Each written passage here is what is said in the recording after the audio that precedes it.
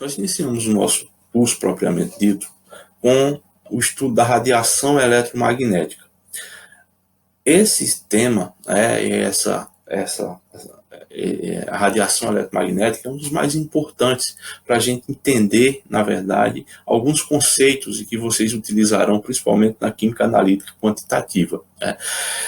Quando vocês pensarem em análise quântica, vamos dizer propriamente dito, é o uso da luz para compreender a ação que essa luz atua ao interagir com as moléculas, e assim por conseguinte, átomos, elétrons, prótons, nêutrons, ou seja, a interação da luz com as partículas subatômicas que mudam as características dos compostos, propriamente dito.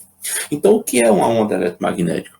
Uma onda eletromagnética é composta por duas ondas, uma elétrica, deixa eu pegar aqui para a gente mostrar, uma onda elétrica, ou seja, que está perpendicular um ao outro, uma onda elétrica e uma magnética, que eles oscilam de forma perpendicular. Essa onda eletromagnética ela tem algumas características, ela tem algumas características que a definem, que a diferencia, inclusive, que é o comprimento de onda, conhecido como lambda, a amplitude da onda, que essa amplitude da onda ela tem como característica o brilho, por exemplo, de uma luz, mais intenso ou menos intenso, de acordo com o tamanho da amplitude, e a frequência da radiação. A frequência da radiação seria o número de vezes em que esse pico da onda passa em um segundo. O número de vezes que esses picos passam por um segundo, certo? Então, a onda eletromagnética ela caracteriza-se pelo comprimento de onda, amplitude e a frequência. Bom, aqui eu tenho, então, repetindo mais uma vez, a frequência é o número de ondas que passam por um determinado ponto em um segundo, ou seja, é o número de vezes em que esse pico passa em um segundo. Enquanto maior o número de picos, maior a frequência. Enquanto menor o número de vezes que esse pico passa em um segundo, é menor a frequência, ok? Então, isso tudo, a luz branca, na verdade, que chega do Sol para a gente, é o chamado espectro contínuo. E esse espectro, como ele é constituído, como ele é formado? Ou seja, a luz branca, que é a luz do Sol, por exemplo, ao atingir um prisma, ele refrata a luz. O que isso quer dizer? Ele separa os vários comprimentos de onda. É o que vemos aí, por exemplo, as cores do arco-íris. Como se forma, então, o arco-íris na atmosfera? Se vocês puderem observar, eu acho que eles que já observaram, o arco-íris ele só se forma por um conjunto de fatores. Primeiro, geralmente em dias nublados, ou seja, chuva, chuvinha fina, com presença de sol. Porque esse sol, desculpe, os raios, ou seja, a onda eletromagnética que está vindo do sol, que formará o espectro contínuo, que é o arco-íris, ele, ao incidir sobre as gotículas da água na atmosfera, ele refrata, e as gotículas da água na atmosfera agem como prisma. Então, separa os vários comprimentos de onda, o que nos dá um chamado espectro contínuo. Ok? Então, essas ondas eletromagnéticas que vêm do Sol, que é a luz branca, ao refratar num prisma, ela separa os vários comprimentos de onda. Então, cada cor representa um comprimento de onda. O que é esse comprimento de onda? A distância entre um pico e outro da onda. Bom, então, a luz em si, ela não depende de um meio material para se propagar. É tanto que a luz do Sol chega para a gente e viaja através do vácuo. A velocidade que as ondas eletromagnéticas viajam, ela é sempre constante. E a velocidade da luz, 3 vezes 10 a 8 metros por segundo, ou seja, de forma aproximada. Então, na verdade, quando a gente estuda, tentando desvendar, na verdade, a estrutura atômica, se utiliza a luz, porque a luz interage, na verdade, com a matéria e ela afeta as condições da estrutura atômica. Por isso que a luz ela é fundamental para o entendimento das estruturas químicas de modo geral, tanto orgânicas como inorgânicas que a gente está vendo. Então, mais uma vez, a radiação eletromagnética ela se movimenta no vácuo, ela não precisa de meu material, as ondas mecânicas precisam do meu material, mas as ondas eletromagnéticas elas não precisam, elas viajam, na verdade, né, no espaço sem precisar de um meu material, e se propaga sempre com uma velocidade constante, e isso aqui é uma característica importante da luz, ou seja, ela sempre viaja, ela sempre tem velocidade constante. Né? Então, esse espectro visível que a gente diz, né, que é o que a gente consegue ver da radiação, elas têm comprimento de onda que varia de 400 nanômetros a 750 nanômetros, mais ou menos, que vai do violeta, que é a cor que a gente consegue ver, ao vermelho. Então, essa faixa de comprimento de onda é o que a gente consegue visualizar. Né? Os demais comprimentos de onda, o nosso olho não consegue captar, né? Não consegue diferenciar. Então, nós só conseguimos ver essa faixa estreita, que a gente diz que vai a 750 nanômetros. Bom, a ação eletromagnética em todos os seus espectros, né? Em todos os seus comprimentos de onda, vamos dizer assim. Então, aqui eu tenho o espectro completo da luz, pode ver as suas características. Aqui eu tenho o comprimento de onda aumentando. Ó.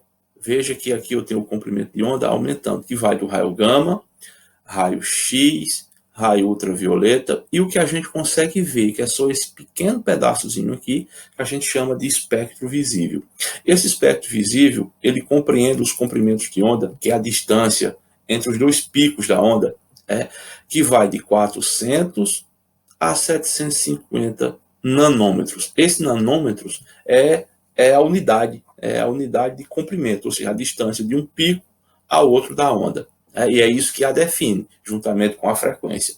Em seguida, nós temos o infravermelho, micro-ondas, frequência de rádio, rádio e TV. Né? Ao contrário disso, ó, e observe o seguinte no espectro, que à medida que aumenta o comprimento de onda, a frequência vai diminuindo. Está vendo que a frequência está diminuindo? Ou seja, são grandezas inversas, vamos dizer assim. São parâmetros inversos. À medida que aumenta o comprimento de onda, a frequência diminui. Esses parâmetros que definem a onda, eles foram reunidos e são reunidos em uma equação matemática, que é essa aqui, ó, que eu tenho. Ni, que é uma letra grega, né, que significa frequência, aqui está como frequência.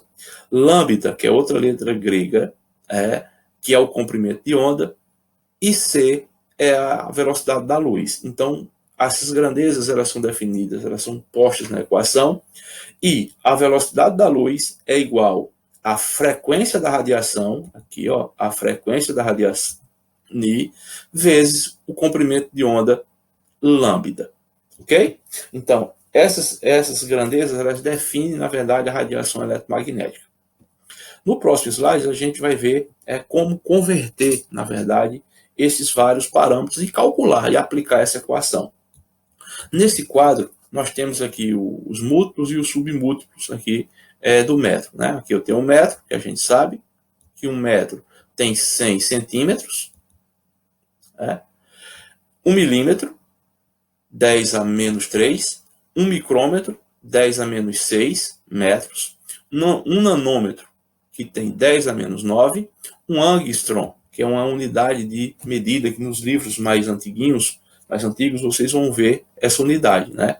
Nos livros mais modernos que vocês vão utilizar, nós não usamos muito angstrom, mas é importante a gente saber. Então, 10 a menos 10 metros, um angstrom. E um picômetro, PM como símbolo, tem um comprimento de onda, um comprimento de 10 a menos 12 metros, certo? Então, nessa tabela aí tem os múltiplos que a gente pode converter, ou seja, a gente pode converter uma grandeza em outra. Por exemplo, geralmente nos nossos cálculos, né, para a gente utilizar, nós vamos utilizar o nanômetro, geralmente, que é a unidade mais usada para determinar as grandezas subatômicas, né? Então, nós vamos usar muito o nanômetro. Então, é muito comum a gente converter nanômetro em metro, para que a gente possa aplicar a equação, né? Então, aqui eu tenho um exemplo para a gente aplicar isso, né? Ó, nós temos aqui, ó, uma radiação eletromagnética se desloca a velocidade da luz, ou seja, que é 3 vezes 10 a 8 metros por segundo, né, que é a velocidade da luz que a gente já viu em slides anteriores. Essa radiação, ela se propaga com a frequência de 4,32 vezes 10 a 14 oscilações por segundo. Essas oscilações por segundo também pode ser hertz, ou seja, hertz é a unidade também de unidade, ou pode ser hertz ou segundo a menos 1. Disso aí ele diz, ó, calcule o comprimento de onda de uma radiação em nanômetros. E veja, ele quer saber o comprimento da radiação, ou seja, o comprimento dessa onda, dessa onda eletromagnética, ele quer saber o comprimento de onda, ou seja, o lambda. Então, a nossa equação é essa aqui, ó, ou seja, a velocidade da luz é igual a frequência da radiação vezes lambda, que é o comprimento de onda. Isolando o comprimento de onda na equação, nos resulta, velocidade da luz, velocidade da luz e a frequência, Então, substituindo os valores, ou seja, a velocidade da luz, 3 vezes 10 a 8 metros por segundo, sobre a frequência da radiação, que ele foi dado aqui, a frequência da radiação, 4,32 vezes o comprimento de onda. Só que para a gente usar a equação, é necessário a gente converter esse comprimento de onda, que está em... aliás, não, desculpe, não precisa nesse caso aqui, só no final que a gente vai converter para nanômetro, porque nós vamos obter isso em metro, Então, aplicando a equação, fazendo aí os cálculos, nós vamos obter isso aqui, ou seja, segundo com segundo a gente corta, então ficou metros, dividindo aí a velocidade da luz, 3 vezes 10 a 8, sobre 4,32 vezes 10 a 14, nós vamos obter 6,94 vezes 10 a menos 7 metros. Só que a questão, eles pedem para a gente obter esse valor em nanômetros. Observe que está em nanômetros. Então, nós vamos usar o fator de conversão, que encontra-se nessa tabela, para a gente converter metros para nanômetros. Na tabela, a gente pode ver bem clara que um nanômetro corresponde a 10 a menos 9 metros. Então, ou você faz, utilizando a regra de 3, como vocês já estão mais habituados, ou o fator de conversão. Eu recomendo vocês usarem o fator de conversão, porque esse fator de conversão ele já mostra de forma bem clara o resultado final, inclusive com a unidade. Então, esse fator de conversão basta apenas você multiplicar, nesse caso aqui, basta apenas você multiplicar por o fator de conversão, ou seja, 1 nanômetro, 10 a menos 9 metros. Então, em seguida, cancela metro com metro, e fica só nanômetro. Ou seja, é só você dividir, na verdade, o valor em metros por 10 a menos 9. Nesse caso aqui, é só você dividir isso aqui, Ou seja, 10 a menos 9 metros. Aí então, cancelando aqui, metro com metros e dividindo aí por 10 a menos 9 metros, que equivale a um nanômetro, então vai resultar, nesse caso aqui, em 694 nanômetros. Esse seria o comprimento de onda referente a essa radiação que tem uma frequência de 4,32 vezes 10 a 14 a menos metro. Ok, pessoal? Então, qualquer dúvida que for surgindo aí, nas próximas encontros da gente, presencial, não desculpe, virtual, mas em uma aula virtual ao vivo, vamos dizer assim, usando lá o Meet, que eu vou passar para vocês depois o link, a gente tira essas dúvidas aí, ok? Bom, aqui eu tenho uma segunda questão.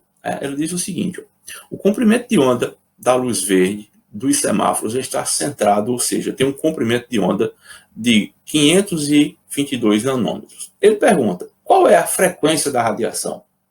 Ou seja, qual é a frequência da radiação em hertz ou em ciclos por segundo? Lembre-se sempre que o que define a onda aí, os parâmetros que definem, que diferencia uma onda eletromagnética da outra, são esses parâmetros: comprimento de onda, que é a distância entre um pico e outro da onda, a frequência dessa radiação, ou seja, a frequência que essa onda se propaga, que é o número de vezes de picos que passam por um segundo, né? E a amplitude. A amplitude que ele diz mais ou menos aí o brilho, a intensidade do brilho, da cor da radiação, né? Que não entra na equação. Então a equação ela só relaciona a velocidade com que a luz se propaga, que é sempre constante, né? 3 vezes 10 a 8 de forma aproximada, o comprimento de onda e a frequência, certo? Então, diante disso, vamos aplicar a equação, né? Então, primeira coisa, para a gente utilizar a equação que a gente viu anteriormente, é preciso converter nanômetro em metro, né? Para que a gente possa utilizar as mesmas unidades, ó, metro e metro, certo? Então, convertendo aqui 522 nanômetros para metro, aplicando o fator de conversão, ó, que está aqui, ou seja, 1 nanômetro tem 10 a menos 9 metros. Ó. Então, eu quero converter isso para metro, porque está em nanômetro. Então, ó, nanômetro com nanômetro, eu dou uma cortada, ou seja, sumiu. E multiplicando aí, né, 522 vezes 10 a menos 9, o valor aqui em metros. Ó, 522 vezes 10 a menos 9 metros. Ok? Aplicando a equação agora, ó, ele quer, na verdade, a frequência da radiação, né, ó, Ni, é igual a velocidade da luz no vácuo sobre o comprimento de onda convertido para metro. Então, fazendo aí os cálculos, nós obtemos isso aqui, 5,75 vezes 10 a 14 oscilações por segundo, Hertz, Hz, ok? Então, qualquer dúvida, mais uma vez, a gente tira lá no nosso bate-papo aí, né? Ou via chat, ou via AVA. Então, nós vamos verificar a melhor forma. Então, aqui eu deixo para vocês mais duas questõezinhas para vocês aplicarem isso. Ó. A questão 3 e a questão 4, para vocês poderem aplicar. Depois aí nós tiramos aí as dúvidas aí que porventura surgir. Ok, pessoal? Vamos seguir. Bom, então, estudando aí, como nós já vimos aí, algumas partes importantes aí da radiação, é essa radiação que vai interagir com as substâncias, melhor dizendo, e vai alterar a condição dessas substâncias, ou quebrar a ligação, ou alterar o sistema de vibração dessa molécula. Bom, então, para se entender, na verdade, e utilizar a luz como elucidador, na verdade, da estrutura atômica, né, a princípio começou, na verdade, com esse cara aqui, o Max Planck. Né? E no século XX, gente, mas no século XIX, na verdade, não se entendia, na verdade, por que a existência dos espectros atômicos, que é a refração da luz, daqui a pouco nós vamos ver, num prisma. E ao invés de mostrar o espectro contínuo, era um espectro de linhas, e até então não se sabia, na verdade, explicar bem. Né? Então, o Max Planck ele dá o pontapé inicial para a introdução da energia quantizada, na verdade, do átomo, de quantum, que vocês já ouviram falar, tenho certeza. Então, em 1900, isso já no século XX, né, Max Planck estudando aí os corpos negros, que não era negro, né, na verdade, ou seja, os corpos quando aquecem, se você aquecer, por exemplo, um pedaço de metal, ele vai do vermelho, aquecendo de forma, mudando de cor, do vermelho até chegar ao branco, até se fundir. Quando ele se fundir, na verdade, ele fica branco. Então não se sabia explicar bem o que seria isso. Então Planck, na verdade, numa jogada sensacional, eu diria que é um dos maiores físicos que nós já tivemos aí, juntamente com outras figuras como Einstein. Mas ele deu o pontapé inicial na física quântica, vamos dizer assim, do uso da energia quantizada para explicar, na verdade, a emissão de luz por os corpos quando são aquecidos. Pela física clássica, como eles tentavam explicar, os nossos corpos, por exemplo, a física clássica, elas emitiriam luz, né? E é o que nós não observamos isso, né? Os nossos corpos não emitem luz, pelo menos visível, né? Pelo menos visível, embora o infravermelho a gente consegue, naquelas câmeras de infravermelho, a gente consegue ver o mapa de calor, né? Então, Planck, ele estudando esses corpos, ele observa que a energia propagada por esses corpos, elas não eram eliminadas de forma contínua, mas sim pequenos pacotes de energia, que ele chama de quantum. É claro que no nosso mundo macroscópico, a gente vê a luz emitida de forma contínua, mas se a gente pudesse dar um mergulho nessa onda eletromagnética de forma, claro, um mergulho hipotético, a gente veria que eles estavam se propagando de forma não contínua, mas de forma de pequenos pacotes de energia, que ele chama de quantum. Então ele relaciona esses quantos de energia e quantifica através de uma equação. Ele calcula a constante, essa constante dessa radiação em pequenos pacotes de energia, esse quantum, que é de 6,6 vezes 10 a menos 34 joules por segundo, e ele diz que essa energia desse quantum, que é a menor quantidade de energia transportada ou transferida para um corpo, para um objeto, para uma substância, ela é referenciada por essa equação, onde é a energia em joules, H é a constante de Planck, que tem esse valor aqui, ó, de 6,6 vezes 10 a menos 34 joules por segundo, vezes a frequência da radiação. A equação anterior que nós vimos, que são os parâmetros da onda eletromagnética, que é a velocidade da luz igual ao comprimento de onda vezes a frequência. Se a gente pudesse substituir, a frequência da equação 2 na equação 1, nós vamos obter essa equação. Ou seja, onde é a energia, igual H ao produto, na verdade, da constante de Planck, vezes a velocidade da luz sobre o comprimento de onda. Essa equação, guarde com muito carinho, que nós vamos usar a partir de então, ao longo do nosso curso. Ok? Vale lembrar o seguinte, que a energia quantizada, na verdade, ela se propaga em valores sempre múltiplos inteiros. N1, NHV, aliás, frequência Ni, 2 e 3. Ok? Então, observe que esses valores eles se propagam em números inteiros, no caso do produto.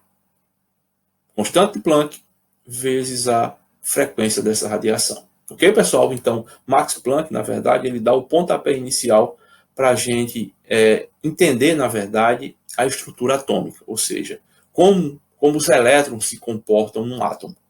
Então, ele dá o pontapé inicial. Posteriormente, aí, Bohr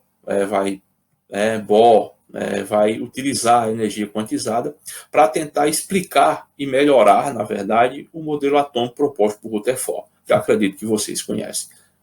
Então, Max Planck ele dá realmente o pontapé inicial para entender, na verdade, como os átomos se comportam mediante radiação. Ou seja, como essa radiação desses corpos eles são eliminados de forma não contínua, mas de forma em pequenos pacotes de energia, que ele chamou de fóton, e posteriormente Einstein utiliza a energia quantizada para o efeito fotoelétrico, que nós vamos ver daqui a pouquinho, e passa a se chamar de fótons. Esse quanto passa a se chamar de fótons, que a gente utiliza até hoje. Ok, pessoal? Então vamos seguir? Vamos lá. Bom, então, um quantum, na verdade, ele representa a menor quantidade de energia emitida em forma de radiação, ou seja, de radiação eletromagnética. Bom, aqui eu tenho uns exemplozinhos para que a gente possa aplicar isso que a gente viu, a equação de Planck. Então, vejamos aí. Então, ele diz no exemplo 1, calcule a menor quantidade de energia radiante de um corpo ao emitir, primeiro, A luz azul, cujo comprimento de onda é 470 nanômetros, e no item B, uma luz vermelha, que tem um comprimento de onda de 700 nanômetros. Né? Então, aplicando a equação de Planck, veja que ele quer a energia produzida. Né? A energia é transportada por essa onda, que tem um comprimento de 470 e 700. Esse 470 nanômetros corresponde à luz azul, e 700 nanômetros, que é já o limite da região visível do espectro que a gente consegue ver, a luz vermelha. Ok? Então, aplicando aí a equação de Planck, ó, então substituindo aí os valores na equação de Planck, ou seja, energia é igual a H, que é a constante de Planck, vezes o comprimento, aliás, a velocidade da luz no vácuo, sobre lambda, que é o comprimento de onda. Então, esse N aqui é 1, né? Lembra que no slide anterior a energia é quantizada, ou seja, 1, 2, 3, 4, né? É do produto constante de Planck vezes a frequência. Então, a constante de Planck, 6,6 vezes 10 a menos 34 joules, a velocidade da luz no vácuo, 10 vezes a 8 metros por segundo. Então, aqui eu tenho o valor de comprimento de onda das duas radiações, azul e vermelha, e suas conversões para metro. Porque para eu utilizar essas equações, lembre sempre, pessoal, vocês vão ter que converter sempre nanômetro para metro. Como é que eu faço isso? Eu multiplico pelo fator de conversão. Ou seja, 1 nanômetro tem 10 a menos 9 metros. Então, se a gente fizer a conversão, ou vocês utilizam a regra de 3, ou o fator de conversão. Eu recomendo vocês usarem o fator de conversão, certo? Então, vamos ver aqui, aplicando a equação, no caso aí para a energia dessa onda eletromagnética de cor azul, que tem comprimento de onda de 470 nanômetros. Então, esse 1 é o número quântico, né, que é um número inteiro, 6,6 vezes 10 a menos 34 joules, vezes a velocidade da luz sobre o comprimento de onda convertido em metros. Observe que você só pode usar essa equação, só pode aplicar a equação se as unidades estiverem em metros, para que você possa cancelar metro por metro, ficando, no caso aí, segundo, né? Ou seja, joules, né? Metro com metro, e aqui, segundo com segundo.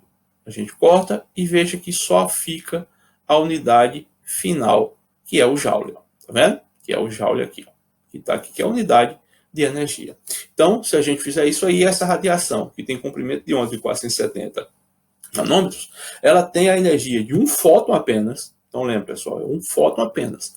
4,23 vezes 10 a menos 19 joules. O mesmo vocês irão fazer, né, para B, cuja radiação tem 700 nanômetros. Ou seja, você vai usar o fator de conversão, no caso, para converter, na verdade, nanômetro em metro, como nós já explicamos em passagens anteriores da aula.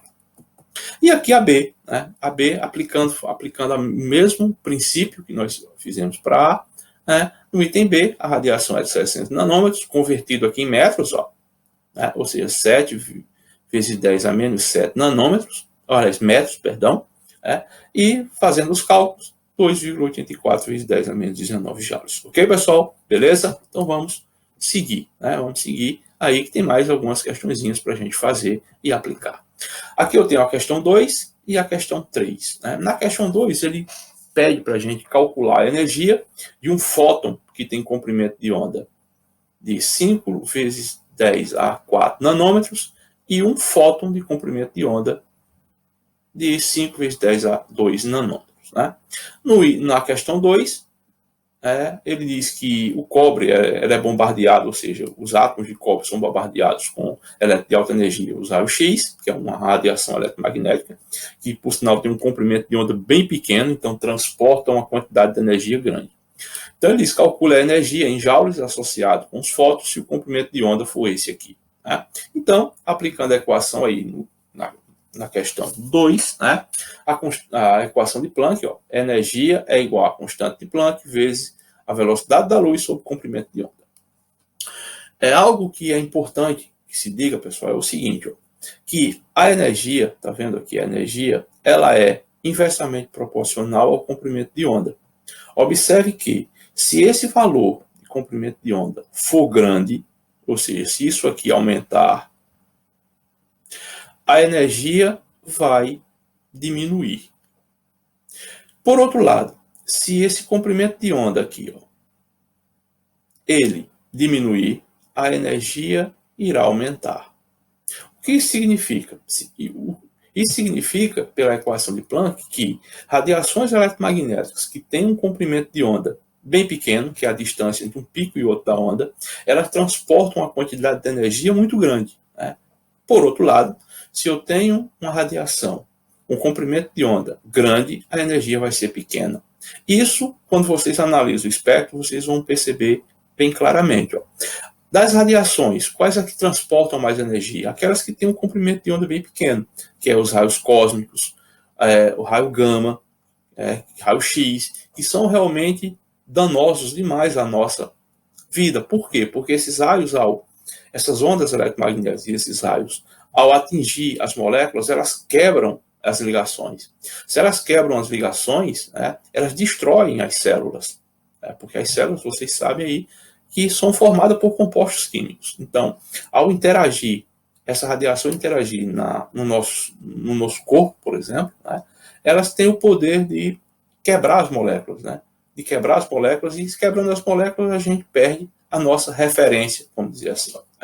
Então é importante que vocês fiquem atentos para isso. A equação ela mostra bem clara que esse valor, quando é bem pequeno, a energia é bem grande. Por exemplo, o raio gama, da explosão da bomba, por exemplo. Então transporta uma quantidade absurda de energia. E isso para a gente não é legal. Então, é claro que na medicina utiliza esses conceitos, e esses raios de forma controlada. Tanto que os raios X, vocês tenham certeza que alguma vez na vida já utilizaram, tem que ser utilizado numa quantidade, numa dosagem bem pequena. E o cara, ao fazer o raio-x, ele se esconde lá. Só quem fica exposto ali, mas é a região no qual você vai incidir a radiação, certo? Então, aplicando a equação, convertendo nanômetro para metro, como sempre aqui, utilizando o fator de conversão, tá vendo? Nanômetro com nanômetro para ficar em metro, porque nós só podemos utilizar unidades iguais na equação, para ficar metro e metro, ok? Então, aplicando a equação de Planck, que é a constante de Planck, vezes a velocidade da luz, sobre o comprimento de onda, aqui, que é 5 vezes 10 a 4 nanômetros, mais a gente converteu para metro, multiplicou pelo fator de conversão, tá vendo? Então, para converter nanômetro para metro, é só você multiplicar pela constante, 10 a menos 9. Porque nanômetro com nanômetro a gente corta, nesse caso na equação, e fica lá o valor resultante aí em metros, que é o que queremos para que a gente possa aplicar a equação e fique com a mesma unidade. A velocidade da luz e o comprimento de onda sempre com a mesma unidade, para que a gente possa cortar. Metro com metro a gente corta, e vai segundo com segundo também a gente corta, e observe que só vai ficar no final a unidade de energia, que é o joule. Nesse caso aí, fazendo aí os cálculos, o valor é esse aqui. Ou seja, a energia transportada por esse fóton, que tem esse comprimento de onda, é esse valor. Ok? Beleza? Então, fazendo a questão 3, aplicando, na verdade, a questão 3, ele diz que essa placa de cobre ela foi bombardeada com elétrons de raio-x, de alta energia, porque os raios-x têm um comprimento de onda bem pequeno. Se o comprimento de onda é pequeno, a energia é grande, a energia transportada por essa onda é grande, ok? Então, a equação de Planck, aplicando a equação de Planck, energia E de energia igual a constante de Planck vezes a velocidade da luz sobre o comprimento de onda. Aplicando a equação, substituindo os valores, as incógnitas pelos valores, nós obtivemos aí o valor de 1,29 vezes 10 a 15 joules. Ok, pessoal? Então, nós aplicamos a equação de Planck. Lembre-se que a equação de Planck ela relaciona ela é diretamente proporcional à frequência. A energia é diretamente proporcional à frequência dessa radiação. Então, se eu tenho uma frequência grande, eu tenho uma energia grande. Ao contrário, se eu tenho uma frequência grande, eu tenho um comprimento de onda bem pequeno. Né? Ou seja, enquanto menor o comprimento de onda dessa radiação, mais energia ela transporta. Certo? Então, faça suas anotações aí, assista uma aula, faça nossas anotações, as suas anotações, que nós tiraremos as dúvidas nas próximas aulas aí que a gente tiver. Ok, pessoal? Vamos seguir. Bom, aqui eu tenho o efeito fotoelétrico. O efeito fotoelétrico é o uso, na verdade, dos fótons, ou seja, de uma radiação, incidindo sobre um metal, e sobre uma substância metálica. E essa radiação, se tiver as características, as grandezas, a energia suficiente, irá arrancar elétrons dessa placa metálica. Isso a gente chama de efeito fotoelétrico proposto por Einstein. Então, Einstein utiliza o trabalho de Planck para mostrar que o uso da radiação incidindo sobre uma superfície metálica, como está aqui, ela, se houver energia suficiente, a frequência dessa radiação transportar energia suficiente, ela vai ejetar elétrons da placa metálica. Incidiu na placa metálica e foi ejetado aqui elétrons. Qualquer radiação que vai fazer com que seja ejetado. Tem que haver a grandeza de energia suficiente para que possa arrancar esses elétrons dessa placa metálica. Né?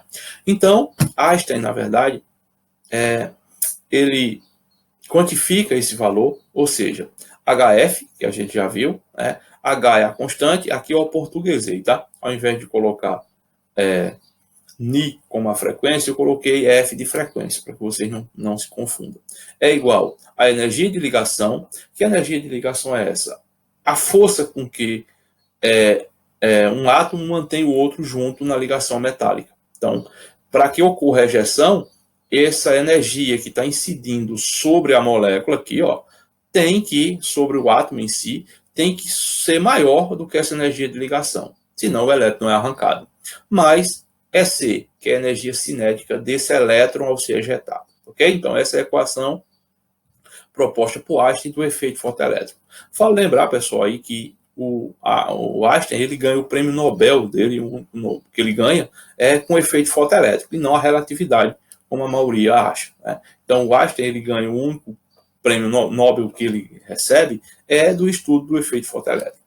E vale lembrar, pessoal, é o seguinte, que o efeito fotoelétrico ele já começa a mostrar que no elétron, ou seja, no mundo subatômico, em referência ao elétron, ele já tem um certo comportamento, já se introduz um comportamento dualístico, que isso quer dizer de onda e ao mesmo tempo de partícula. Né? À medida que essa radiação ela incide sobre o metal e ele tem o poder de arrancar o elétron, ejetar o elétron dessa placa, ele já se comporta como uma onda eletromagnética também, o elétron em si. O elétron em si já tem comportamento dual, que a gente diz, né? Ou seja, de partícula, porque tem massa, tem carga, e de uma onda eletromagnética. À medida que esse elétron ele é ejetado na forma de uma onda eletromagnética. Ok? Então vamos seguir? Bom, o que Einstein conclui desse experimento, né? Estou voltando aqui um pouco desse experimento. Ou seja, o que Einstein percebeu, né? Que ao incidir radiação com uma determinada frequência em uma placa metálica, seja ela cobre, zinco, sódio, enfim, metal, né? Se essa radiação tiver energia suficiente que consiga superar a energia de ligação que mantém os átomos unidos na ligação metálica, esse elétron será ejetado. Né? Esse elétron será ejetado. Isso tudo é reunido numa equação, nessa equação que proposta por Einstein. Ou seja, H, que é a constante de Planck, vezes a frequência, igual a energia de ligação mais a energia cinética desse elétron ao ser ejetado. Ok? Bom, Einstein consegue concluir o seguinte. Primeiro, aqui, na colisão de um fóton com um elétron, toda a energia do fóton, ou seja, transportada pela onda eletromagnética, será transferida para o elétron. Se essa energia for suficiente, ele irá arrancar o elétron. Se for inferior a um limite mínimo, ele não irá ejetar.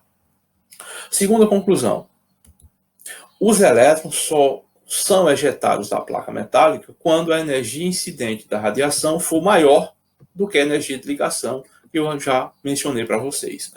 Caso contrário, não irá ejetar. Uma terceira conclusão a respeito do efeito fotoelétrico: quanto maior a energia da radiação que atinge a superfície metálica, maior será a energia dos elétrons ejetados. O que isso quer dizer? Se eu tenho a energia mínima necessária, enquanto maior o número de fótons que está colidindo com o átomo em si, maior será a quantidade de elétrons ejetados da placa e maior também será a energia cinética desses elétrons ao serem eliminados. E por último, a última conclusão: o número de elétrons ejetados está relacionado com a intensidade da radiação incidente, ou seja, com o número de fótons. O que isso quer dizer? Enquanto maior o número de fótons incidirem sobre a molécula, sobre o átomo da placa metálica, maior será o número de elétrons ejetados. Bom, aqui eu tenho que não vai dar para a gente ver, mas vocês podem simular o efeito fotoelétrico utilizando esse simulaçãozinha aqui, que é o FET, não sei se vocês já usaram. Então, aqui não dá para a gente usar, infelizmente. Mas se vocês colocam lá no Google FET, que vocês vão ser redirecionados ao site, e lá vocês podem simular o efeito fotoelétrico aí. Fica bem interessante. Vocês podem mudar os parâmetros de energia, de intensidade, do comprimento de onda, e vocês vão ver o efeito que isso causa ao incidir sobre a placa. Depois a gente pode ver isso melhor, quando nós estivermos aí na aula virtual, a gente consegue ver. Aliás, quando nós estivermos aí na nossa aula ao vivo, vamos dizer assim.